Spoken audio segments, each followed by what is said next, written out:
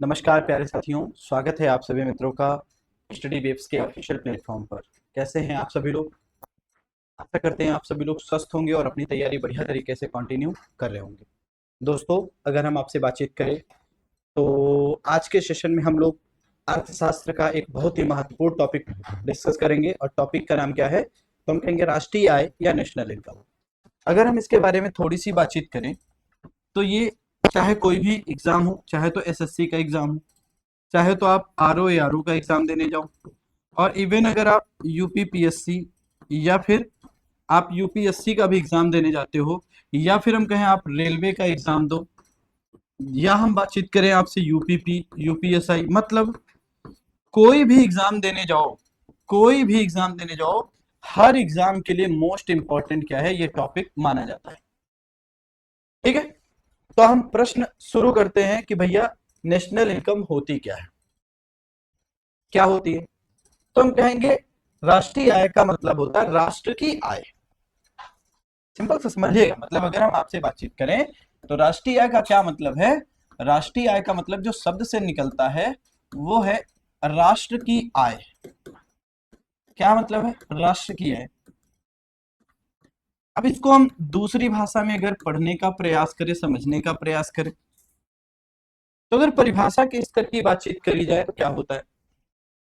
तो सामान्य भाषा में कहेंगे एक वित्तीय वर्ष में देश में उत्पादित समस्त अंतिम वस्तुओं और सेवाओं के मूल्य के योग को राष्ट्रीय आय कहते हैं। ध्यान समझिएगा, मैंने कहा एक वित्तीय वर्ष में, एक वित्तीय वर्ष में देश में उत्पादित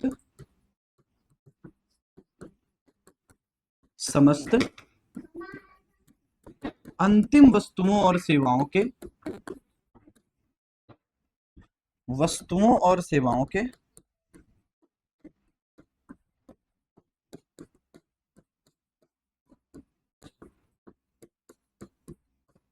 मौद्रिक मूल्य के योग को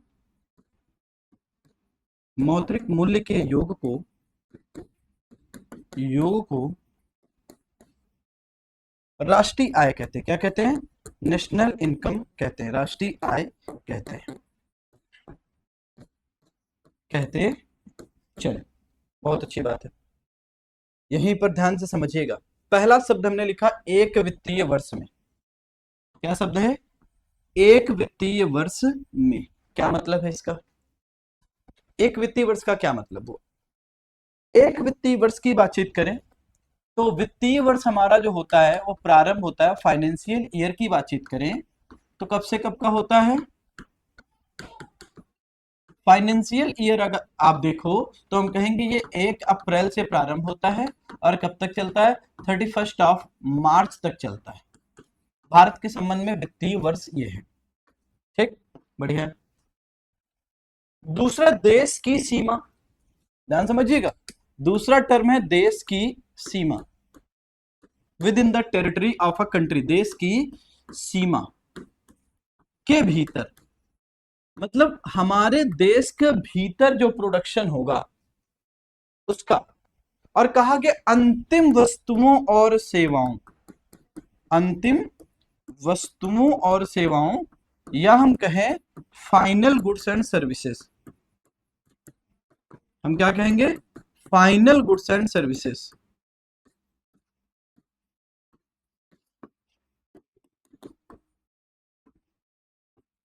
फाइनल गुड्स एंड सर्विसेज, यही ध्यान से समझने का प्रयास करिएगा। बिल्कुल आसान सी भाषा में अगर हम कहें, फाइनल गुड का मतलब क्या होता है? फाइनल गुड्स एंड सर्विस का मतलब होता है जो उपभोग के लिए तैयार हो, जो उपभोग के लिए क्या हो? उपभोग के लिए तैयार हो। एग्जाम्पल, जिसमें वैल्यू एडिशन ना करना पड़े। जैसे एग्जाम्पल, जैसे ये शर्ट है, ये कपड़ा है, शर्ट है, सबको पता है। अब हमने कहा कि इसको क्या किया, इसको दर्जी के पास लेकर गए, एक बढ़िया सा कपड़ा दर्जी ने नाप जोख करके रख दिया। अब इसका ये जो आस्तीन है, जो भी इसका बांह है, वो क्या है? किसी काट के रखा है, ये अलग रखा है, इसका जो काज बटन वगैरह लगाने वाला ये सब अलग रखा हुआ है। तो ये फाइनल प्रोडक्ट नहीं होगा। फाइनल प्रोडक्ट का मतलब जब दर्जी इसको सिल देगा, इसको सिल के तैयार कर देगा और बिल्कुल हमको सौंप देगा कि अब आप इसमें बिना किसी, अब इसमें कोई भी काम करने का बाकी नहीं बचा है, तो हम कहेंगे फाइनल प्रोडक्ट। एग्जाम्पल, किसान ने गेहूं की फसल तैयार की, क्या गेहूं डायरेक्टली यूज करोगे? नहीं सर, गेहूं को क्या करेंगे, आटे में कन्वर्ट करेंगे, फिर उससे रोटी बनाएंगे, रोटी फाइनल प्रोडक्ट है।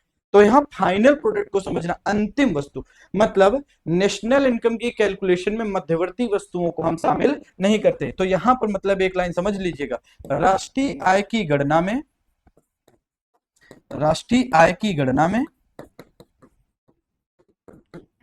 अंतिम वस्तुओं को, सॉरी, मध्यवर्ती वस्तुओं को, मध्यवर्ती वस्तुओं को, वस्तुओं को शामिल नहीं किया जाता है, शामिल नहीं किया जाता है।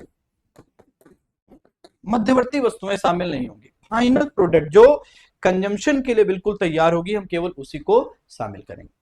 फिर ध्यान समझना, हम जब राष्ट्रीय आय की बातचीत करते हैं तो इसमें समझिएगा बेसिकली राष्ट्रीय आय की गणना की विधियां, एक हेडिंग करिएगा, राष्ट्रीय आय गणना की विधियां, गणना की विधियां, methods to calculate national income, methods to calculate national income. देखिए बेसिकली अगर हम पढ़ें तो राष्ट्रीय आय की गणना की 3 मुख्य विधियां होती, कितनी? 3। कौन कौन सी? एक होती आय विधि, इनकम मेथड, दूसरा होता है व्यय विधि, एक्सपेंडिचर मेथड, और तीसरा होता है उत्पाद विधि, आउटपुट मेथड या फिर प्रोडक्ट मेथड।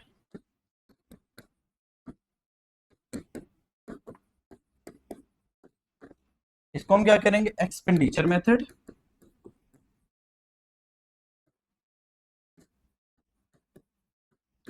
और ये क्या है आपका? Income method. चलिए देखते हैं ये क्या क्या है। अगर हम यहीं पर ध्यान से समझिएगा, इसको हम पढ़ने का प्रयास करें, तो सबसे पहला हम पढ़ने चले आय विधि क्या है, इनकम मेथड क्या होता है। आय विधि का मतलब यह है कि पहले तो आप एक प्रश्न का उत्तर दो, उत्पादन के साधन क्या क्या होते हैं, what are the factor of production. जल्दी से बताओ, फैक्टर ऑफ प्रोडक्शन क्या क्या होते हैं? तो आपका उत्तर आएगा सर, लैंड होता है, भूमि होता है, लेबर होता है, श्रमिक होता है ना, पूंजी होता है, कैपिटल, इसी को आप क्या कह दो? कच्चा माल। और चौथा क्या होता है? चौथे को आप कहोगे उद्यमी या फिर एंटरप्रेन्योर, एंटरप्रेन्योर। 4 होते हैं। उत्पादन के साधन कितने हैं? तो उत्पादन के साधन आपके 4 हैं। तो यही 4 हैं, इन 4 को छोड़कर कोई 5वां उत्पादन का साधन नहीं आएगा। आप देख लो, आपको फसल का उत्पादन करना है, कृषि का उत्पादन करना है, गेहूं, चावल का समय है इस समय, खरीफ की फसल का है, चावल का प्रोडक्शन करना है, क्या चाहिए? सबसे इंपॉर्टेंट जमीन। दूसरा, भाई धान की रोपाई के लिए लेबर चाहिए। तीसरा, ट्रैक्टर चाहिए, ट्यूबवेल चाहिए। उसके साथ साथ क्या चाहिए? धान के लिए बीज लेकर आओगे, बीज चाहिए, कच्चा माल कैपिटल में आ जाएगा। और फिर जिस किसान का खेत है वो भी तो चाहिए, तो आपका धान का फसल क्या होगा? तैयार हो जाएगा। आपको एक फैक्ट्री डालनी है, कपड़े बनाने का कारखाना खोलना है, कपड़ा बनाने का कारखाना खोलना है, तब भी सबसे पहले कहां पर बिल्डिंग बनाओगे? जमीन। फिर कारखाने में काम करने के लिए लेबर चाहिए, लेबर चाहिए। फिर तीसरा, भैया जो लेबर कपड़ा बनाएंगे उसके लिए मशीन भी तो चाहिए, कच्चा माल चाहिए, कपड़े का आप लेकर आओगे, फिर उसको कन्वर्ट करोगे शर्ट पैंट या किसी अन्य चीज में, समझे? और फिर इन तीनों चीजों को जो एक साथ लेकर आएगा उद्यमी या एंटरप्रेन्योर। मतलब सामान्य भाषा में कहें तो उत्पादन के साधन कितने? 4। और इन 4 साधनों को किस चीज का भुगतान किया जाता है? तो जब आप किसी की भूमि का इस्तेमाल करते हो तो आप उसको किराया देते हो, रेंट का भुगतान करते हो, देते हो ना किराया। जब कोई व्यक्ति आपके घर में, आपके खेत में, आपकी बिल्डिंग में काम करने आएगा, फैक्ट्री में काम करने आएगा, तो आप उसको वेज का भुगतान करोगे, मजदूरी दोगे, जिसको आप सैलरी भी कह सकते हो। ठीक। तीसरा, जब आप किसी से पैसा इस्तेमाल करोगे तो उसको हम कहेंगे ब्याज का भुगतान किया जा रहा है। और कोई उद्यमी काम क्यों करता है? ताकि उसको क्या मिल सके? ताकि वह प्रॉफिट को प्राप्त कर सके, लाभ प्राप्त कर सके। क्या प्राप्त कर सके? लाभ को प्राप्त कर सके। समझे? लाभ प्राप्त कर सके। समझे? चलिए आगे चलते हैं। ये हो गया इतना। अगली अगर हम आपसे बातचीत करें, ध्यान समझिएगा, आगे जो हम आपसे बोलने चल रहे हैं वो क्या है। देखिए, अब हम आय विधि के बारे में पढ़ेंगे कि आय विधि क्या होती है।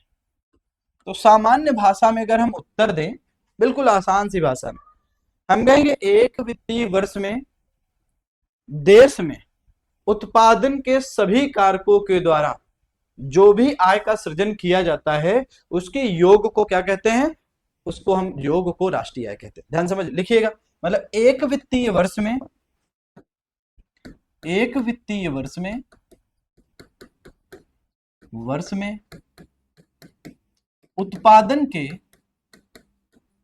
सभी कारकों के द्वारा,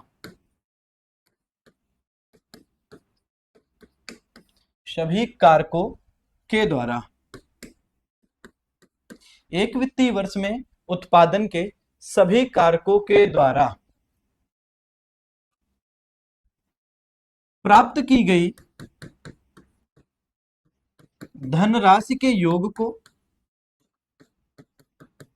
धनराशि के योग को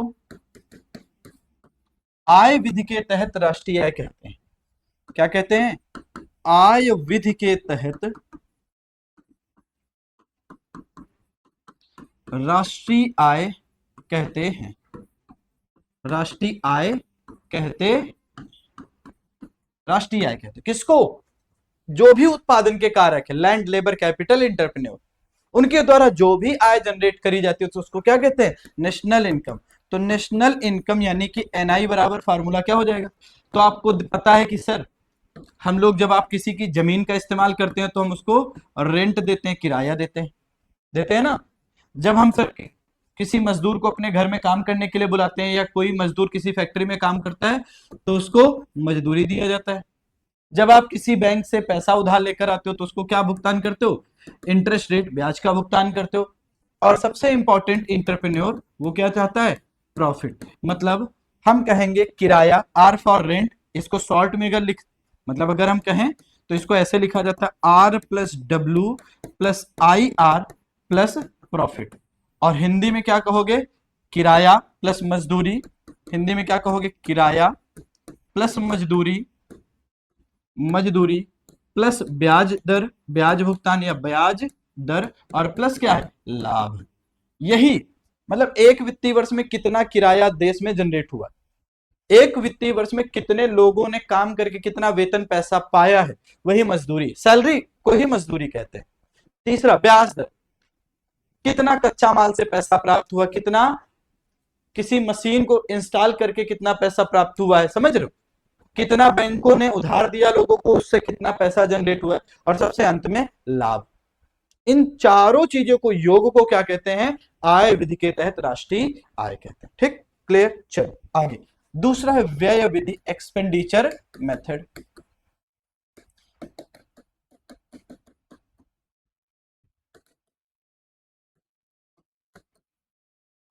एक्सपेंडिचर मेथड ये क्या होता है? एक्सपेंडिचर मेथड के बारे में सामान्य बातचीत करें तो हम कहेंगे एक वित्तीय वर्ष में देश में व्यय की गई समस्त धनराशि, जितना भी खर्चा किया जाता है, व्यय की गई समस्त धनराशि के योग को क्या कहते हैं? व्यय विधि के तहत राष्ट्रीय। पहले लिख लो फिर समझाते हैं। लिखिएगा, एक वित्तीय वर्ष में, एक वित्तीय वर्ष में देश के सभी कारकों के द्वारा, कारकों के द्वारा व्यय की गई, व्यय की गई धनराशि के योग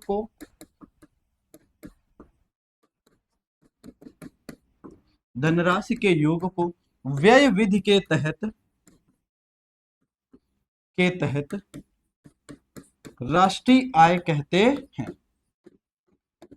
राष्ट्रीय आय कहते हैं।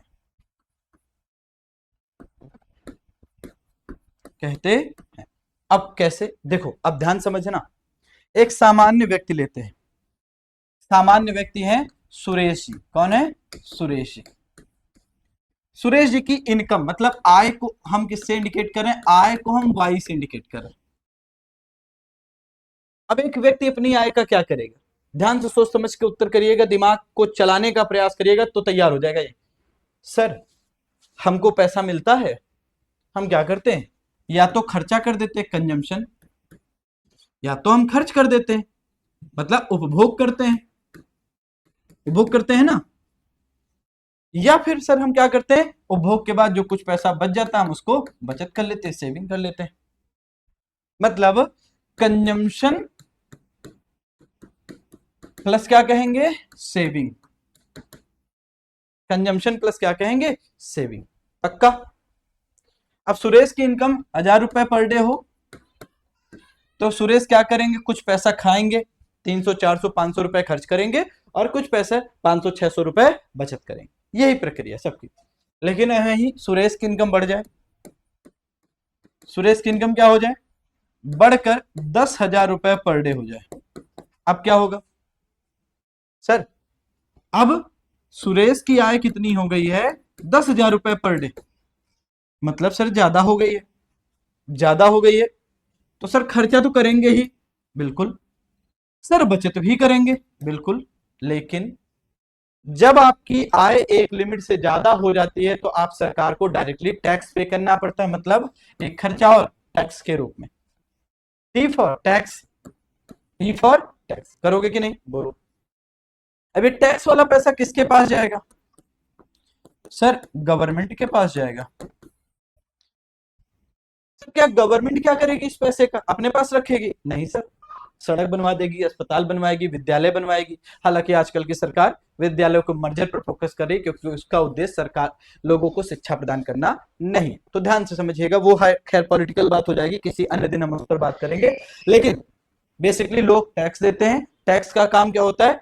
सरकार के पास जाता है और सरकार उससे क्या करेगा? देश का शासन प्रशासन सड़क बनवाने में, विद्युत व्यवस्था संचालित करने में, या बातचीत करे बांधों के निर्माण में, अस्पतालों के निर्माण में, विद्यालयों के निर्माण में पैसा खर्च करेगी। मतलब अपने पास नहीं रखी थी, ये भी खर्च कर देती है, जिसको हम क्या कहते हैं? गवर्नमेंट एक्सपेंडिचर कहते हैं। क्या कहते हैं? सरकारी व्यय। अब हमारी अगर अर्थव्यवस्था बंद है तो हम कहेंगे हमारी अगर देश कैसा है? Closed economy. अब क्लोज्ड इकोनॉमी का मतलब क्या है? क्लोज्ड इकोनॉमी का मतलब होता है वह देश जो विश्व के अन्य देश के साथ किसी प्रकार के रिलेशन में नहीं होता है, ना ही एक्सपोर्ट करता है, ना ही इंपोर्ट करेगा। मतलब वह देश जो एक्सपोर्ट और इंपोर्ट, आयात और निर्यात नहीं करते, उसको क्या कहते हैं? बंद अर्थव्यवस्था। यही तो है। तो ऐसी स्थिति में नेशनल इनकम क्या होगी? व्यय विधि के तहत। तो देश के जितने भी नागरिक हैं उनके द्वारा जो भी पैसा खर्च किया जा रहा है सर, वो प्लस सर जो बचत की जा रही है, बचत। अब ध्यान समझना, अर्थशास्त्र में यह माना जाता है कि जो उपभोक्ता है, जो व्यक्ति है, वो विवेकशील है। विवेकशील, विवेकशील का मतलब है व्यक्ति अपने पैसे का अनुकूलतम प्रयोग करना चाहता है। कैसे? आपके पास 100 रुपया है, आपकी जेब में पड़ा हुआ है, तो 100 का 100 ही रहेगा। रहेगा ना 100? 101, 102, 103 तो नहीं होगा? हो जाएगा? बताओ। नहीं होगा, पक्का नहीं होगा। अब नहीं होगा तो, लेकिन अगर आप इसी पैसे को बैंक में रख दो तो बैंक आपको इंटरेस्ट देगी। 4 महीने में, 6 महीने में 100 रुपया क्या हो जाएगा? 101, 102, 103, 104 भी हो सकता है। मतलब आप अपने पैसे को बढ़ाना चाहोगे तो जो आपकी बचत है, जो व्यक्ति की बचत होगी, वो सब की सब कहां चली जाएगी? बैंक में। और बैंक उसको क्या करते हैं? इन्वेस्टमेंट कर देते हैं। खर्चा कहां पर? इन्वेस्ट। जो लोग बैंकों के पास उधार लेने जाते हैं उनको दे दिया जाता है, तो मतलब इन्वेस्टमेंट। तो सेविंग्स क्या हुई आपकी? इन्वेस्टमेंट में खर्च हो गई, आई। प्लस तीसरा, आपने जो टैक्स दिया वो क्या हुआ? वो खर्चा हो गया सरकार के द्वारा, गवर्नमेंट के द्वारा। मतलब अगर क्लोज्ड इकोनॉमी है तो क्लोज्ड इकोनॉमी के संबंध में अगर हम आपसे बातचीत करें, व्यय विधि के तहत राष्ट्रीय आय क्या होगी, तो आप कहोगे C+I+G। लेकिन आपको पता है हमारी इकोनॉमी ओपन नहीं है। भारत कैसा अर्थव्यवस्था है, हमारी अर्थव्यवस्था क्लोज्ड इकोनॉमी नहीं है, हमारी अर्थव्यवस्था कैसी है, ओपन इकोनॉमी है। ओपन इकोनॉमी है ना। अब ओपन इकोनॉमी है तो हम एक्सपोर्ट भी करेंगे और इंपोर्ट भी करेंगे। एक्सपोर्ट भी पर भी तो खर्चा करेंगे और इंपोर्ट पर भी पैसा खर्च करेंगे। अब ध्यान समझना, तो हम क्या करेंगे, इसको भी शामिल कर लेंगे किसमें, नेशनल इनकम में। मतलब अगर हम एक फार्मूला निकाले तो फार्मूला निकल के आएगा national income is equal to C+I+G plus X-M। मतलब हमारे देश से कितनी चीजें निर्यात की गई और हमने कितना विदेशों से मंगाया, तो दोनों का बैलेंस जो होगा वो ये होगा। और ये क्या होगा, व्यय विधि के तहत राष्ट्रीय आय। मतलब अगर सामान्य भाषा में लिखना पड़े तो फार्मूला क्या लिखोगे, तो कहोगे NI national income is equal to C+I+G plus X-M। ये डायरेक्टली क्वेश्चन ऐसे आया है। और यही जो फार्मूला है इसी को हम क्या कहते हैं, इसी को हम समग्र मांग भी कहते हैं। इसी को हम क्या कहते हैं, यही एग्रीगेट डिमांड होता है, समग्र मांग होता है। यहां सिंबल का मतलब लिख लो। सी का मतलब होता है कुल उपभोग व्यय, उपभोग व्यय, ठीक। आई का मतलब निवेश व्यय, इन्वेस्टमेंट एक्सपेंडिचर। जी का मतलब गवर्नमेंट एक्सपेंडिचर, सरकारी व्यय। और एक्स का मतलब होता है एक्सपोर्ट या निर्यात। और एम का मतलब क्या होता है, आयात। ये आपका क्या हो गया, व्यय विधि के तहत राष्ट्रीय आय हो गई। ठीक है, देश के सभी कारकों के द्वारा व्यय की गई धनराशि के योग को क्या कहेंगे, व्यय विधि के तहत राष्ट्रीय आय कहेंगे। ठीक, अगला है, अगला क्या है, अगला है सर हमारा उत्पाद विधि, प्रोडक्ट मेथड। उत्पाद विधि, प्रोडक्ट मेथड। प्रोडक्ट मेथड क्या होता है जरा देखते हैं। प्रोडक्ट मेथड के बारे में हम आपसे बातचीत करें तो सामान्य अर्थ में कहेंगे, एक वित्तीय वर्ष में देश में जो भी वस्तुएं बनाई गई उनको किस मूल्य पर बेचा गया है, उन सबको क्या करेंगे, गुणा करके जोड़ देंगे तो हमारा उत्पाद विधि निकल के आएगा। पहले लिख लो, देखो एक वित्तीय वर्ष में देश में उत्पादित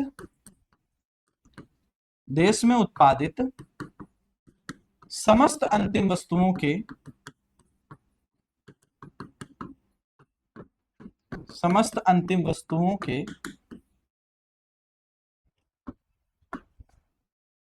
या समस्त अंतिम वस्तुओं को उसके मौद्रिक मूल्य से गुणा करके,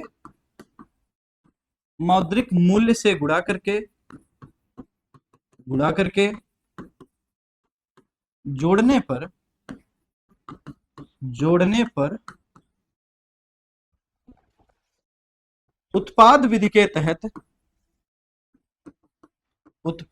के तहत राष्ट्रीय आय प्राप्त होती है।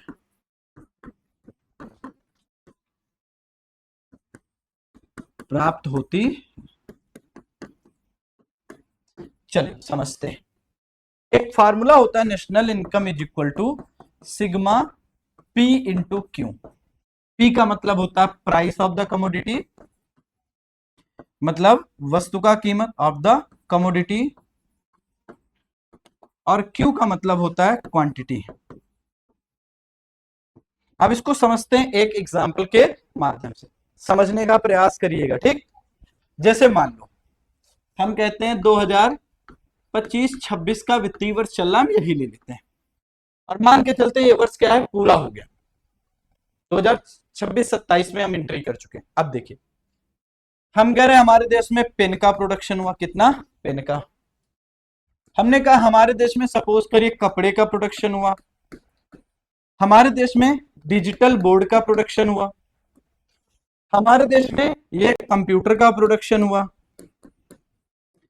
हमारे देश में मोबाइल का प्रोडक्शन हुआ, हमारे देश में कैमरे का प्रोडक्शन हुआ, ठीक, हमारे देश में बिस्किट बना, इतना इतना वस्तुएं बनी, बस आदि। या इतनी वस्तुएं बनी। अब प्रश्न उठता है कितनी मात्रा में बनी। तो 2025-26 में सपोज करिए पेन का उत्पादन हुआ 1000 इकाई। कितने पेन बनाए गए साल में? 1000 बनाए गए। कपड़ा कितना बनाया गया? कपड़ा बनाया गया 500 इकाई। डिजिटल बोर्ड कितने बनाए गए? 100 इकाई। कंप्यूटर कितने बनाए गए? 100 इकाई। मोबाइल कितने बनाए गए? 1000 इकाई। कैमरा कितना बनाया गया? कैमरा बनाया गया 200 इकाई। और बिस्किट कितना बना? बिस्किट बना आपका 2000 इकाई। इतना इतना प्रोडक्शन हुआ। ठीक, अच्छी बात है, कोई दिक्कत वाली बात नहीं। अगला जो है, एक पेन की प्राइस क्या है? मतलब जब ये बेचा गया तो एक पेन कितने रुपए में बिका? सपोज करिए 5 रुपए। कपड़ा कितने में बिका? सपोज करिए 500 रुपए में। डिजिटल बोर्ड कितने में बिका? सपोज करिए 10,000 में। कितने में? 10,000 में। कंप्यूटर कितने में बिका? सपोज करिए आप देखोगे इसको कितने में बिका? 2000 में। मोबाइल कितने में बिका? सपोज करिए 2000 रुपए में। ठीक, कैमरा कितने में बिका? सपोज करिए 3000 रुपए में। अगला बिस्किट कितने में बिका? सपोज करिए एक बिस्किट बिकता है 5 रुपए का यूनिट। तो हमने कहा एक वित्तीय वर्ष में देश में उत्पादित समस्त वस्तुओं को उनके मौद्रिक मूल्य से गुणा करके जोड़ देने पर, जोड़ो तो Q इंटू पी या P इंटू क्यू क्या होगा? 1000 का मल्टीपल करोगे 5 से कितना आएगा? 5000। कपड़े को करोगे 500 का, 500 से करोगे 1 2 3 और 5 5 से कितना होता है? 25 है ना, 4 जीरो है ना, और ये आपका 25 हो जाएगा। 2 जीरो इसके, 2 जीरो इसके, और कितना हो जाएगा? 5 5 से 25, 55 25 होता है। ठीक, तो कितना आ जाएगा? इकाई, दहाई, सैकड़ा, हजार, 10,000, लाख, 2,50,000। ठीक, अगला डिजिटल बोर्ड कितना बेचने के बाद मिलेगा? तो 4 जीरो, 2 जीरो, 6 जीरो, 1 2 3 4 5 और ये 6, और ये क्या हो गया? 1।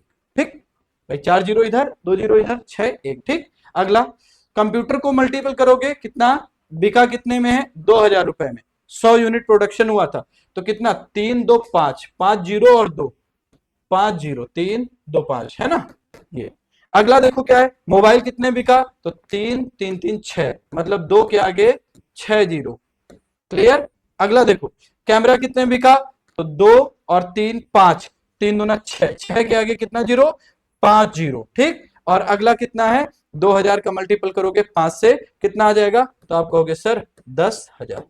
इसको जोड़ दो, इसको जोड़ो। जोड़ने के बाद जो भी वैल्यू आएगी, जोड़ने के बाद जो भी वैल्यू आएगी वो क्या होगी? इनका जो जोड़ होगा, इन सबको जब जोड़ दोगे जो भी वैल्यू आएगी वो कहोगे उत्पाद विधि के तहत क्या है? उत्पाद विधि के तहत राष्ट्रीय आय है। क्या है?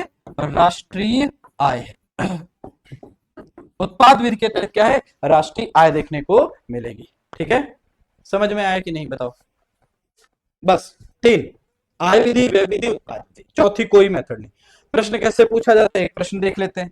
निम्नलिखित में से कौन सी राष्ट्रीय आय की विधि नहीं है? निम्नलिखित में से कौन सी, निम्नलिखित में से कौन सी राष्ट्रीय आय आकलन की विधि नहीं है? आकलन की विधि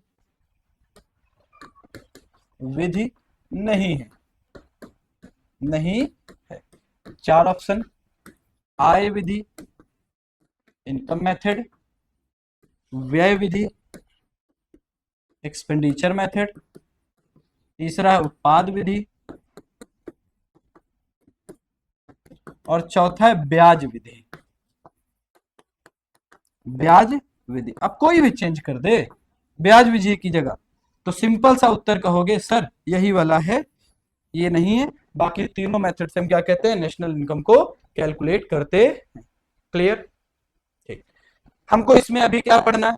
हमको इसमें आगे जीडीपी, एनडीपी, जीएनपी, एनएनपी और पर कैपिटा इनकम के बारे में पढ़ना। तो आज के सेशन को यहीं पर रोकते हैं, मिलते हैं अगले सेशन में। सबको धन्यवाद, थैंक यू, सबको नमस्कार। सेशन को शेयर और लाइक करते रहिए, और हमारे टेलीग्राम से जुड़ने के लिए आप क्या कर सकते हो? GK GS by Sudhanshu sir को क्या कर सकते हो, टेलीग्राम पर आप ज्वाइन कर सकते हो इसको, ठीक है। तो यहाँ पर क्लास का लिंक और जो भी इंफॉर्मेशन होती है वो शेयर कर दी जाती है। धन्यवाद, नमस्कार, थैंक यू।